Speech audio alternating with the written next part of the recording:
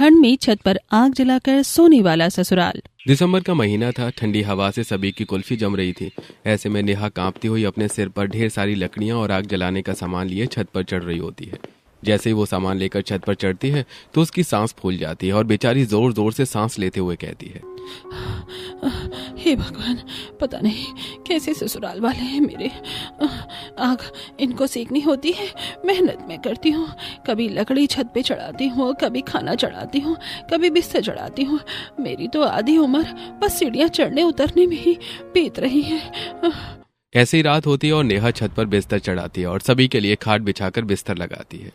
बाकी सारी चीज एक तरफ और इन लोगों का रात में आग जलाकर छत पर सोना एक तरफ।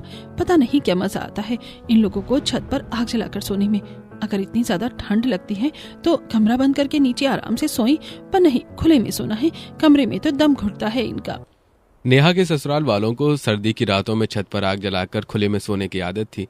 कुछ देर बाद सभी लोग छत पर आ जाते हैं। अरे बहू, तो देख नहीं सकती है क्या? आग बुझने ही वाली थी, लकड़ी नहीं लगा सकती क्या उसमें? अरे इसका ध्यान पता नहीं कहाँ रहता है। इतनी मेहनत से मैं आप लोगों के लिए बिस्तर बिछा रही हूँ, जरा सी अगर मेरी तारीफ कर देंगे तो कुछ हो जाएगा क्या? पर नहीं, बहू की गलती नजर आती है, बस उसके काम नहीं। तारीफ वाले काम करोगी तो बहू तेरी तारीफ भी करेंगे। हाँ, मेरी मेहनत कहाँ दिखती है आप लोगों को? आपको तो बस अपना अपना दिखता है। बस कर बहू, आज के लिए इतना बहुत है। अब हमें आराम करने दे, सारे दिन के थके हुए हैं। ओहो हो, आराम कहाँ? अभी तो आपकी सहेली उमा आएगी, आपकी बातें तो लंबी चलेंगी। तो तेरे क्यों गुर्दे लाल हो रहे हैं? मेरी सहेली है, जितनी मर्जी बातें करें हम, तुझे क्या लेना देना? आपकी इन बातों की वजह से ही ना इतनी ठंड में आग जलाकर ऊपर सोना पड़ रहा है। आपने ही बाकी सबको भी ऊपर सोने की आदत डाली है। ज्यादा लेक्चर देने की जरूरत नहीं है बहू, जा जाकर अपना काम कर। और रात को आग बुझनी नहीं चाहिए, बीच बीच में उठकर लकड़ियां लगाती रहना। और हाँ, कल रात को आंच धीमी हो गई थी तो ठंड लग रही थी, आज ऐसा नहीं होना चाहिए।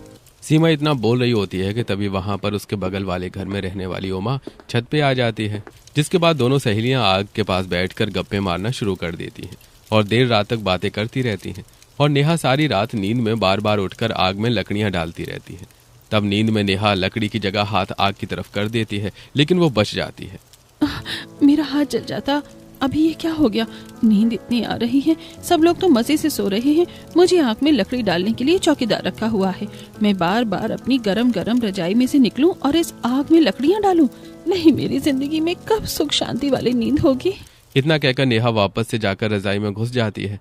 अगली सुबह जब नेहा छत की सफाई कर रही थी तभी उसकी सास नीचे से उसे आवाज देती है, अरे बहू, छत पर ही टंगी रहेगी या नीचे भी आएगी? खाना बना दे। तब नेहा ऊपर से चिल्लाकर कहती है, आ रही हूँ माँ जी, 1 मिनट सांस तो लेने दीजिए।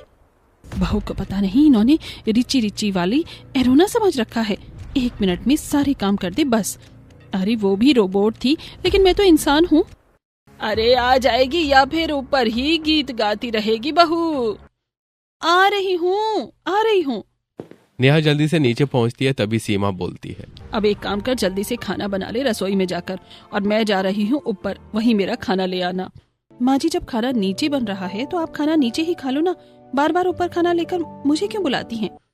बहू, भारी ठंड में तेरा दिमाग जम गया है क्या? अरे इतनी ठंड में नीचे बैठकर कौन खाना खाएगा? सारे गांव के लोग छत पर बैठे हुए हैं, धूप सेक रहे हैं, आग जलाकर आग सेक रहे हैं, और तू मुझे बोल रही है कि नीचे बैठकर खाना खा लूं? तू तो यही चाहती है कि ठंड से मेरे प्राण निकल जाए। बस माँ जी, आपकी जुबान पर तो यही बात होती है, प्राण निकल जाएंगे, प्राण निकल जाएंगे। प्राण तो मेरे निकलेंगे एक दिन, आप लोगों की आग जलाने के चक्कर में। नेहा रसोई में जाती है और खाना बनाना शुरू कर देती है और सीमा छत पर जाकर अपनी पड़ोसन उमा से बात करना शुरू कर देती है। बहुत ठंड है आज तो उमा। सच में सूरज भी तो देखो कैसा निकला है, एकदम 0 वाट के बल्ब जैसा, जरा सी रोशनी दे रहा है। तो फिर सोचना क्या है, जल्दी से आग जला लेते हैं। वो बहू ने वो देख लकड़ी और बाकी सारा सामान छत पर चढ़ा दिया है। हाँ, जल्दी से जला ले, मैं तब तक मूंगफली लेकर आती हूँ नीचे से। सीमा जल्दी से अपनी छत पर आग जलाती है और उमा अपने घर से मूंगफली लेकर आती है और दोनों सहेलियां छत पर बैठी बातें करती हैं और मूंगफली खाती हैं। और नीचे नेहा खाना बना रही होती है, तभी ठंड में ठिठुरते हुए उसका पति और ससुर घर आते हैं। अरे बहू, खाना बन गया क्या? हाँ जल्दी तो बताओ, बड़ी तेज भूख लगी हुई है। जी हाँ, खाना बनकर बिल्कुल तैयार है, बैठ जाइए, मैं आप लोगों को खाना परोस देती हूँ। अरे बहू, छत पर खाना लेकर आ जाना, मैं और यश छत पर जा रहे हैं। माँ ने ऊपर आग जला रखी होगी, वहीं आग के पास बैठकर खाना खाएंगे। यश और राकेश भी छत पर चले जाते हैं। इसके बाद नेहा एक एक करके सभी के लिए खाना छत पर लेकर आती है। अब सर्दी की वजह से खाना बहुत जल्दी ठंडा हो जाता है। तभी राकेश बोलता है, अरे बहू, तूने 2 घंटे पहले रोटी बनाकर रखी थी क्या? कैसी रोटी है ये, एकदम ठंडी। और ये सब्जी ऐसा लग रहा है कि तुम फ्रिज से निकाल कर लेकर आई हो। अरे बासी खाना दे रही हो क्या? मैंने सब कुछ गरम गरम ही बनाया था, ठंड इतनी ज्यादा है, ऊपर से आप लोगों को छत पर बैठकर आग जलाकर सारा खाना खाना है, तो इसमें मेरी क्या गलती? खाना ऊपर लाते लाते ठंडा हो जाता है। लेकिन भाभी, खाना तो बहुत ज्यादा ठंडा है, बिल्कुल भी मजा नहीं आ रहा है ठंडा खाना खाने में। बहू, बहाने कम बनाया कर और हाथ पैर काम करने में इस्तेमाल किया कर, जबान से ज्यादा जलाया कर तू। जाकर खाना गर्म करके लेकर आ। नेहा गुस्से में पैर धमकाती ठंड में कांपते हुए नीचे जाती है और खाना गर्म करके लेकर आती है। और ऐसे ही कम से कम अपने ससुराल वालों को खाना खिलाने के चक्कर में नेहा के 10 से ज्यादा चक्कर सीढ़ियों के लग जाते हैं और बेचारी हांफते हुए जीने पर ही बैठ जाती है। जब से शादी करके इस घर में आई हूँ, मेरी तो बस फ्री में एक्सरसाइज हो रही है। लोग जिम जाते हैं बॉडी बनाने के लिए, लेकिन मैं तो घर पर ही बॉडी बना रही हूँ। कभी ऊपर कभी नीचे, सारा दिन रात यही चलता रहता है। नेहा नीचे जाती है और वापस से अपने कामों में लग जाती है। ऐसे ही एक दिन जब छत पर सीमा और उमा बात कर रहे होते हैं और वहीं नेहा अपना काम कर रही होती है। अरे, साल होने को आया है तेरी बहू का सीमा, लेकिन अभी तक कोई खुशखबरी नहीं दे रही। क्या पता क्या करती रहती है। आजकल की लड़कियों को ना अपने शरीर से प्यार है, इसलिए शादी के 3 साल तक बच्चा नहीं करते। वही तो, और फिर जब हम बूढ़े हो जाते हैं तो हमसे बच्चों की ठीक से देखभाल नहीं होती। फिर कहते हैं कि दादा दादी बच्चों को खिलाते नहीं हैं। अब कौन समझाए नाज की पीढ़ी को ही सही उम्र में माँ बनना कितना ज्यादा जरूरी है। सीमा और माँ की बातें सुनकर नेहा का खून खौल जाता है और नेहा गुस्से में पैर धमकाती उनके पास जाती है और कहती है, आप लोगों को क्या दिक्कत है? 1 साल ही हुए हैं ना, 10 साल तो नहीं हो गए हैं मेरी शादी को। जब देखो तब आप दोनों बस मेरी चुगली करती रहती हो या फिर मुझे ताने ही देती रहती हैं। देख ले सीमा, तेरी बहू की जुबान कैंची से भी तेज चल रही है। यही संस्कार है इसके, वही अपना गंदा सा मुंह खोलकर कुछ भी बोल देती है। तो आप दोनों क्या कर रही हैं? सारा दिन तो मैं आप लोगों के लिए इतने सारे काम करती हूँ, ऊपर से ये जो आप रात को आग जलाकर छत पर सोते हैं ना, इस वजह से मेरे और मेरे पति की पर्सनल जिंदगी में भी आग लगी हुई है। काश कि आप दोनों इस बात को समझ पाए। जब आपकी खुद की बहू आएगी ना, तब आपको पता चलेगा। नेहा अपनी सास और उसकी सहेली को सुनाकर वहां से चली जाती है और नीचे जाकर झाड़ू लगाने लगती है। जैसे मैं घर में झाड़ू लगा रही हूँ, मेरे ससुराल वालों ने मेरे अरमानों पर झाड़ू लगा दिया है। क्या क्या सोचा था मैंने, लेकिन मेरी तो प्रिवेसी आग में जलकर राख हो गई है। ऊपर से मेरा पति भी कभी मेरा साथ नहीं देता, उसे भी सबका साथ देना है। अरे, मेरी पूरी रात काली हो जाती है। पूरी रात आग को देखने में ही ठीक से जल ही रही है या नहीं। जैसे तैसे नेहा घर का काम खत्म करती है और रात को जब सभी लोग आग जलाकर छत पर सोने की तैयारी कर रहे होते हैं, तभी सीमा एक प्लास्टिक का टुकड़ा उठाकर आग में डाल देती है, जिसके जलते ही बहुत ही गंदी बदबू और आने लगती है। ये प्लास्टिक क्यों डाल दी आपने आग में माँ जी? कितनी गंदी बदबू आ रही है इसमें से। अरे क्या हो गया, थोड़ी सी बदबू सहन कर ले। प्लास्टिक पिघलकर जब लकड़ियों पर गिरेगी ना, तो फिर इससे आज देर तक आग जलती रहेगी। आपकी इस देर से आग जलाने के चक्कर में सांस लेने में कितनी दिक्कत हो रही है, और ऊपर देखो कितना काला धुआं है। ये प्रदूषण भी कितना ज्यादा हो रहा है, जो ससुर जी के लिए अच्छा नहीं है। अरे तुम सिर्फ बकलोलबाजी कर सकती हो। माँ हमारा अच्छा सोच रही है, इसलिए उन्होंने प्लास्टिक डाला है। आग में क्यों बेवजह बहस कर रही हो तुम? हाँ बिल्कुल, एक तो मैंने आपका काम आसान कर दिया भाभी, ऊपर से आप माँ को ही बोल रही हो। अब आज रात को आपको कम उठना पड़ेगा आग चेक करने के लिए। आप लोग हर दिन आग जलाकर पहले ही इतना प्रदूषण फैला रहे हैं, और अब ऊपर से आप अपनी बातों को सही भी साबित कर रहे हैं। अरे बहू, सर्दियों में आग नहीं जलाएंगे तो क्या गर्मियों में आग जलाएंगे? और इतनी दुनिया जब पटाखे जलाती है, इतनी सारी गाड़ियां रोड पर हॉर्न बजाती हैं, शादी पार्टियों में डीजे बजाते हैं, तब प्रदूषण नहीं होता क्या? इस आग से ही सारा प्रदूषण हो रहा है। आप लोगों को तो कुछ भी समझाना ही बेकार है। जो करना है कर लीजिए। और ससुर जी, आप तो दूर हो जाइए। बोल रहे हैं क्या आपकी आपको अस्थमा की दिक्कत है? नेहा जल्दी से अपने ससुर को आग से थोड़ा दूर करती है और उनका अस्थमा का पंप लेकर आती है और लाकर राकेश को देती है, जिसके बाद राकेश को थोड़ा चैन की सांस आती है उनकी पीठ थपथपाकर। इसलिए कह रही थी कि प्लास्टिक मत जलाइए, ये हानिकारक होती है। कुछ नहीं हो रहा, ये जल भी गया और चिपक गया ये लकड़ी से। अब बस ये थोड़ी बहुत बदबू है, वो भी हवा के साथ गायब हो जाएगी, लेकिन आग देर तक चलेगी। वक्त गुजरता चला जाता है और थोड़े वक्त बाद उमा के बेटे प्रमोद की भी शादी हो जाती है और उसके घर पायल नाम की बहू आती है। अब जो समस्याएं पिछले 1 साल से नेहा झेल रही थी, वो सारी समस्याएं अब पायल को भी झेलनी पड़ती हैं। ऐसी एक शाम जब दोनों बहुएं ठंड में लकड़ियां लेकर जाती हैं तब। अरे कैसे अजीब लोग हैं ये बताओ, सर्दियों में ठंड में ऊपर छत पर आग जलाकर सो रहे हैं। अरे पूछो मत बहन, मैं तो इतनी ज्यादा परेशान हूँ कि क्या ही बताऊं। मेरे तो पैरों में दर्द हो गया है। हाय, अभी तक शादी की थकावट ठीक से नहीं उतरी थी कि ये सीढ़ियों के चक्कर लगा लगा कर मेरी हालत खराब हो गई है। लेकिन इन लोगों को हम पर तरस थोड़ी ना आता है, हम तो मशीन हैं, इंसान थोड़ी ना है। ऐसे ही दोनों बहुएं अपनी अपनी सारी परेशानियां एक दूसरे से कहती हैं। वक्त गुजरता चला जाता है और एक दिन जब उमा और सीमा बाजार जा रही होती हैं, तभी उनकी एक पड़ोसन शांति उन्हें रोकते हुए बोलती है, हाँ राम, तुम दोनों को क्या हो गया है? क्यों, क्या हो गया? ऐसे क्यों बोल रही है शांति? राम राम, तुम दोनों का रंग कितना काला हो रहा है, चेहरे पर बूट पॉलिश लगाती हो क्या? क्या बात कर रही हो? अभी परसों ही तुम्हें ब्लीच फेशियल करवा कर आई हूँ और तुम बोल रही हो कि मैं काली लग रही हूँ। मुझे लगता है तुमने कोई एक्सपायरी ब्लीच कर ली है। अरे तुम दोनों का रंग तो ऐसा है जैसे किसी ने कोयल पर शकरकंदी को भून कर लिया हो। जाओ जाकर घर में ठीक से शीशे में देखकर अपना चेहरा पता करो। शांति की बात सुनकर सीमा और उमा दोनों जल्दी से घर जाती हैं और जल्दी जल्दी में उमा भी सीमा के घर में ही घुस जाती है और सीमा जल्दी से शीशे के आगे खड़ी होकर खुद को देखते हुए बोलती है, अरे सच में मैं तो काली होती जा रही हूँ। और मैं भी, हमने तो कभी गौर ही नहीं किया अपने आप पर, हम इतनी काली कैसे हो गए? और कैसे? ये जो आप सारा दिन सारी रात आग जलाकर सेकती है ना, उसकी वजह से काले हो रहे हैं आप। तो क्या करे, ठंड में ठिठुर कर मर जाए बहू। अरे अगर ठंड है तो हीटर जला लीजिए। हीटर नाम की भी तो चीज है जो बिजली से चलती है और आग जैसी गर्माहट भी देती है। हाय मेरी जान की तौबा, हीटर! अरे बिजली का बिल इतना बैठ जाएगा ना कि पूछ मत। इतनी बिजली हम साल में नहीं खर्च करते होंगे जितनी सिर्फ सर्दी में ही खर्च हो जाएगी हीटर जलाने से। उमा और सीमा की बातें सुनकर तो नेहा का दिमाग और भी घूम जाता है। अब जैसे जैसे सर्दी बढ़ने लगती है तो रात को छत पर ज्यादा आग जलाने की जरूरत पड़ती है और ऐसे में सर्दियों में ठीक से नेहा की नींद भी पूरी नहीं हो पाती और बार बार रजाई में से निकलकर आग में लकड़ी डालने की वजह से उसे सर्दी जुकाम होने लगता है। और एक सुबह, हे राम, मुझे सांस नहीं आ रहा, मेरी तो नाक भी जाम हो गई है। अरे क्या हो गया बहू, क्यों चीख चीख के पूरा घर हिला रही है तू सुबह से? हाँ बहू, जब तुझे पता है कि ठंड है तो अच्छे से गर्म कपड़े पहन कर रखा कर। अब छींक छींक के तू हर जगह वायरस फैला रही है। मुझे ये जुकाम ठंड की वजह से नहीं बल्कि आप लोगों की वजह से हुआ है। अरे कैसी बातें कर रही हो? हमने कौन सा तुम्हारी नाक में लाल मिर्च डाल दी है जो तुम हम पर इल्जाम लगा रही हो?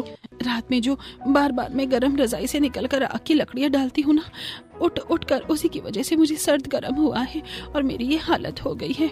तो गलती तेरी है, तुझे अच्छे से अपने आप को ढककर उठना चाहिए।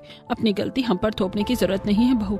हम तो आग जलाएंगे तो मतलब जलाएंगे और तू इस घर की बहू है और हम जो कहेंगे तुझे वो करना पड़ेगा।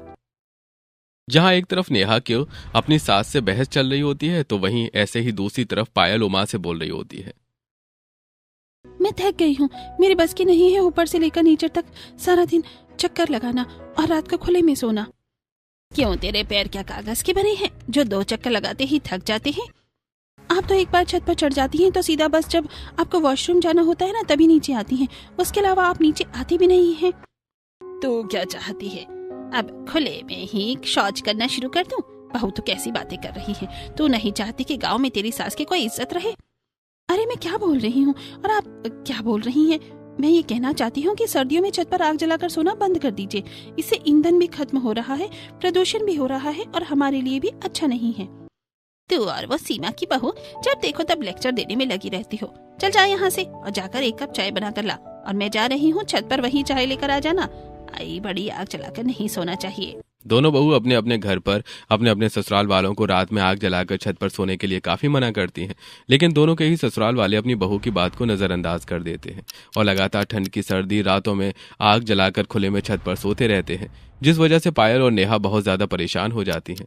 छत पर सभी बैठे हुए हैं और आग जल रही है। नेहा और पायल सटी हुई छत पर एक कोने में एक दूसरे से अपनी अपनी छत पर खड़ी होकर बात कर रही थी। मुझे लगता है कि हमारे बोलने से तो बात नहीं बनेगी। अब हमें कुछ ऐसा करना पड़ेगा जिससे हमारे ससुराल वाले छत पर आग जलाए ही ना। लेकिन हम करेंगे क्या, वो तो बताओ। मेरे पास 2-4 आइडिया है, हम वो अपना कर देख लेते हैं। अब ऐसे ही अगले दिन नेहा सबके उठने से पहले अपने घर में जमा सारा ईंधन एक जगह पर छुपा देती है और ऐसे ही सभी लोग उठते हैं और देखते हैं कि आग धीमी हो रही है। तब अरे पायल, लकड़ियाँ लेकर आ, आग बुझने वाली है। लकड़ियाँ खत्म हो गई हैं आग जलाने के लिए, नीचे आ जाइए आप सभी लोग। लकड़ियाँ खत्म हो गई? अरे लेकिन मैं तो कितनी सारी लकड़ियाँ लेकर आया था। अब खत्म हो गई तो मैं क्या करूं? आप लोग आग ही इतनी ज्यादा जलाते हैं, सारी रात आग जलेगी तो लकड़ी है तो खत्म होगी ही। ओह नो, सारा मजा खराब हो गया। नेहा की बात सुनकर सभी लोग बहुत ज्यादा परेशान हो जाते हैं। तभी यश जल्दी से नीचे जाता है और सीमा भी उसके पीछे पीछे छत से नीचे आ जाती है। तभी यश स्टोर रूम में से बहुत सारे सीमेंट के खाली कट्टे निकाल कर ले आता है। लकड़ियां नहीं है तो क्या हुआ, हम ये जला लेंगे। ये कट्टा एक बार जल गया ना तो काफी देर तक जलता रहेगा और आग भी देगा। वाह बेटा, क्या दिमाग लगाया है, सच में बिल्कुल अपनी माँ पर गया है तू। दोनों माँ बेटा छत पर जाते हैं और कट्टा जलाकर आग सेकने लगते हैं। वहीं दूसरी तरफ पायल। माँ जी, अपने हाथ देखो तो जरा। क्या हो गया मेरे हाथों को? ठीक ठाक तो हैं बहू। अरे ये कितने बेजान और रूखे सूखे हो गए हैं। आप चेहरे से कितनी जवान लगती हैं, लेकिन हाथों से तो आप 60 साल की बुढ़िया लग रही हैं। क्या बकवास कर रही है तू बहू? ठीक ठाक तो है मेरे हाथ। अरे कहाँ ठीक है, देखिए आग जलाने की वजह से और उसके पास बैठने की वजह से जैसे आपका रंग काला हो गया है ना, वैसे ही आपके हाथ कितने बेजान हो गए हैं। मेरी मानिए तो अब आग जलाना बंद कर दीजिए, हम लोगों को नीचे सोना चाहिए। मुद्दे की बात तो ये है बहू, तो घुमा फिरा कर ये बोलना चाहती है कि हम लोगों को नीचे सोना चाहिए। बिल्कुल, कहना तो मैं यही चाहती हूँ माँ जी। तो तेरी कोशिश बेकार है बहू, ये नहीं हो सकता तो तू यहाँ से चली जा, वही बेहतर है। ऐसी दोनों बहू कभी सोशल मीडिया के जरिए तो कभी प्रकृति के बहुत सारे उदाहरण देकर अपने अपने ससुराल वालों को रात में आग जलाकर छत पर सोने के लिए मना करती हैं। लेकिन इन दोनों के ही ससुराल वाले अपनी इस आदत से टस से मस नहीं होते हैं। अरे तुम चाहे जितना मर्जी जोर लगा लो नेहा, लेकिन हम सोएंगे तो छत पर ही सोएंगे। और नहीं तो क्या, पिछले 10-15 दिन से हम सब नोटिस कर रहे हैं तुम कुछ ज्यादा ही इशू बना रही हो रात में आग जलाकर छत पर सोने का। क्योंकि मेरी बात सही है इसलिए मैं आप लोगों को समझा रही हूँ। अरे मेरा नहीं तो कम से कम ससुर जी का ही सोच लीजिए। नेहा सभी से काफी बहस करती है लेकिन कोई भी उसकी बात नहीं मानता है। ऐसे ही धुएं की वजह से अब राकेश को बहुत ज्यादा खांसी होने लगती है, जिस वजह से उसे सांस लेने में काफी दिक्कत होती है। नेहा और यश जल्दी से राकेश को लेकर अस्पताल पहुंचते हैं, जहां डॉक्टर बोलते हैं, हमने आपको कितनी बार मना किया है कि आप अपना ख्याल रखिए। आपको धुएं से, घुटन से, इन सारी चीजों से दूर रहना है ताकि आपको सांस लेने में दिक्कत ना हो। आपको ताजी शुद्ध हवा लेनी है। सारा दिन तो डॉक्टर साहब ही आग सेकते रहते हैं और अशुद्ध हवा में बैठे रहते हैं। आग सेकते हैं? ये आपके लिए अच्छा नहीं है क्योंकि आपको अस्थमा की शिकायत है और जैसा कि आपकी बहू बता रही है कि आप सारा दिन आग सेकते हैं, इसी वजह से आपके अस्थमा की दिक्कत ज्यादा बढ़ रही है। अरे डॉक्टर साहब, ये सब तो बस बहाने हैं। कई दिनों से मैं अपनी सेहत का बस ठीक से ख्याल नहीं रख पा रहा हूँ। अब से मैं पूरा ख्याल रखूंगा तो सब ठीक हो जाएगा। मैं जितना मर्जी कह लूं, लेकिन ये लोग अपने पैरों पर पानी नहीं गिरने देंगे। हम ही गलत हैं जो इन्हें बोलते हैं। डॉक्टर से चेकअप करवाने के बाद नेहा अपने पति और ससुर के साथ घर आ जाती है। माँ जी, कम से कम अब तो आप मान जाइए। अरे मेरी बात नहीं मान रहे ये लोग, कम से कम आप ही मान जाओ। क्या हुआ इन्हें? क्या कहा है डॉक्टर ने? माँ, डॉक्टर ने कहा है कि पापा आग से, धुएं से दूर रहें और वहीं और बाकी वही जो वो हमेशा कहते हैं। तो कौन सी बड़ी बात है, हम कौन सा इन्हें आग के ऊपर बिठा देते हैं। अरे धुआं तो इनसे कोसों दूर होता है, लेकिन वो धुआं हवा में तो फैलता है ना, और उसी की वजह से उनकी प्रॉब्लम बढ़ रही है। तू तो रहने ही दे, तू बड़ी आई डॉक्टर। नेहा की बातों को बेकार साबित करके सभी परिवार वाले छत पर चले जाते हैं और फिर से आग जलाकर सेकने लगते हैं। वक्त गुजरता चला जाता है और अब नेहा और पायल दोनों ही अपने अपने परिवार वालों को समझा समझा कर बुरे तरीके से थक जाते हैं और दोनों ही चुपचाप अपना काम करती रहती हैं। देखा, आ गई ना दोनों बहू की अकल ठिकाने। नहीं तो क्या, सारा दिन बस हमें समझाने में लगी रहती थी। अरे इन्हें क्या पता, पीढ़ियों से लोग आग जलाकर सर्दियों में सेकते आ रहे हैं। वही तो बात है। खैर क्या छोड़ो, हमें क्या लेना देना। वैसे भी आग जलाना तो बस एक बहाना है, असली मुद्दा तो हम दोनों का देर रात तक बैठकर बातें करना है। तभी वहाँ पर नेहा आ जाती है और अपनी सास पर गुस्सा होते हुए बोलती है, अगर आपको बात ही करनी है तो आराम से कमरे में बैठकर बात कीजिए ना, हीटर चलाकर बात कर लीजिए। धूप में बैठकर भी तो आप लोग बात करती हैं। अरे रात को आपको ऐसी कौन सी बातें करनी है जो आग जलाकर होती हैं? तुझे हमारे बीच में नाक घुसाना बहुत ज्यादा जरूरी है क्या बहू? हाँ, जब दो बड़े बात कर रहे हो ना बहू, तो छोटों को बीच में नहीं बोलना चाहिए। तेरे परिवार वालों ने सिखाया नहीं है क्या? मुझे तो यही सिखाया है कि जब दो बड़े कोई गलत चीज कर रहे हो ना, तो उन्हें सही रास्ता दिखाया जाए।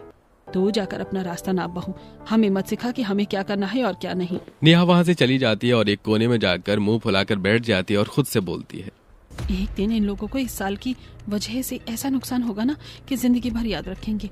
तभी नहीं पता चलेगा कि रात में आग जलाकर सोना कितना ज्यादा खतरनाक होता है। ऐसे ही एक रात ठंड बहुत ज्यादा होती है और साथ में सर्द हवाएं भी चल रही होती हैं। बहू आज ना ठंड ज्यादा है, तो एक काम कर, खाट थोड़ा आग के पास करके बिछा ले। आप कही तो सबकी खाट के नीचे ही आग लगा दूं, गरम गरम लगेगा सब। तुम्हें हर बात पर माँ को उल्टा जवाब देना जरूरी है क्या? माँ जैसा कह रही है वैसा कर दो ना। हाँ भाभी, आप ज्यादा एक्स्ट्रा मत बोला करो। हाँ ठीक है, सबका बिस्तर मैं आज थोड़ा आग के नजदीक करके लगा दूंगी। खुश? नेहा अपनी सास के कहने पर सभी का बिस्तर आग के थोड़ा पास करके लगा देती है ताकि सभी को ज्यादा गर्माहट मिल सके। ऐसी रात में नेहा उठती है और आग में और ज्यादा लकड़ियां रख देती है। तभी एक बड़ी सी लकड़ी जलकर चटकती है और उसमें से एक मोटा सा कोयला निकलकर सीमा की रजाई पर जा गिरता है, जो कि खाट से नीचे लटक रही थी। धीरे धीरे रजाई आग पकड़ लेती है और अचानक ही नेहा को बदबू आती है। ये कैसी बदबू आ रही है? ऐसा लग रहा है जैसे कि कुछ जल रहा है, पर मैंने तो आग में लकड़ी लगाई थी और ये तो कपड़ा जलने की महक है। नेहा एकदम से उठती है। कपड़ा जल रहा है? कहाँ आग लगी है? कहाँ आग लगी है? माँ जी की रजाई में आग लगी है। माँ जी उठो, आपकी रजाई में आग लगी है। अरे सब उठो, जल्दी से उठो। नेहा के शोर मचाते ही जल्दी से सभी लोग उठ खड़े होते हैं और सीमा रजाई में लगी आग देखकर घबरा जाती है और जल्दीबाजी में रजाई को खुद से उतारते हुए उसका हाथ भी जल जाता है। राकेश, यश और प्रमोद जल्दी से पानी की बाल्टियां लेकर आते हैं और रजाई पर डालकर आग बुझा देते हैं। हाय, मेरी तो जान ही निकल गई थी। अगर सही समय पर बहू ना उठती तो मैं तो पूरी की पूरी रजाई की तरह ही जल जाती। क्या करती फिर? अरे शुक्र मना अपनी बहू का, उसने तो तेरी जान बचा ली, वरना तो पता नहीं क्या से क्या हो जाता आज। अब इन सब के बाद अब आप लोग सबक ले लीजिए। कैसा सबक भाभी? अब आप क्या बोल रही हैं? सबक ये है कि हम लोगों को ऐसे छत पर आग जलाकर नहीं सोना चाहिए। ये हमारे लिए अच्छा नहीं है। सर्दियों में ठंड होने पर भी हम आग जलाते हैं, लेकिन कभी कभी आग जलाना और शरीर को गर्माहट देना अच्छी बात है। लेकिन हर दिन ऐसी आग जलाकर प्रकृति को नुकसान पहुंचाने के साथ साथ खुद की सेहत और जान के साथ भी खिलवाड़ है। अरे भगवान न करे कि आज अगर कोई बड़ी अनहोनी हो जाती तो क्या होता, बस पूछो मत। बात तो सही है दोनों बहू की वैसे, लेकिन हम करें तो क्या करें? क्या हमें हीटर जलाकर कमरा बंद करके नींद नहीं आती है? कमरे में बहुत ज्यादा सफोकेशन हो जाता है। तो हम कोयलों का सहारा ले सकते हैं। अच्छे से कोयलों को सुलगाकर हम उन्हें एक तसले में डालकर कमरे में रख सकते हैं, जिससे कमरे में गर्माहट बहुत ज्यादा भी नहीं होगी और बहुत कम भी नहीं होगी और हम आराम से सो भी सकते हैं। और उसका तो धुआं भी नहीं होगा, और धुआं नहीं होगा तो फिर मुझे खांसी भी नहीं आएगी और मेरे अस्थमा पर भी कोई बुरा असर नहीं पड़ेगा। बिल्कुल सही अंकल जी। तो अब हम आप सब लोगों के हाथ जोड़कर विनती करते हैं, भगवान के लिए सर्दियों की रातों में छत पर आग जलाकर सोना बंद कर दीजिए। और मम्मी जी, आंटी जी, सिर्फ आप दोनों की बातों के चक्कर में पता नहीं क्या हो जाता। आप दोनों पूरा दिन एक दूसरे के साथ बैठकर बात कर सकती हैं, लेकिन रात को तो चैन से सो सकते हैं। ठीक है बेटा, आगे से ऐसा नहीं होगा। बिल्कुल, हमें इतना बड़ा रिस्क नहीं लेना। अपने ससुराल वालों की बात सुनकर पायल और नेहा एक दूसरे की तरफ देखकर मुस्कुराती हैं और आखिरकार इस हादसे के बाद से सभी की अकल ठिकाने आ जाती है और अब सभी लोग कोयले की गर्माहट का सहारा लेकर छत पर ना सोकर अपने अपने कमरे में आराम से रजाई के अंदर सोते हैं।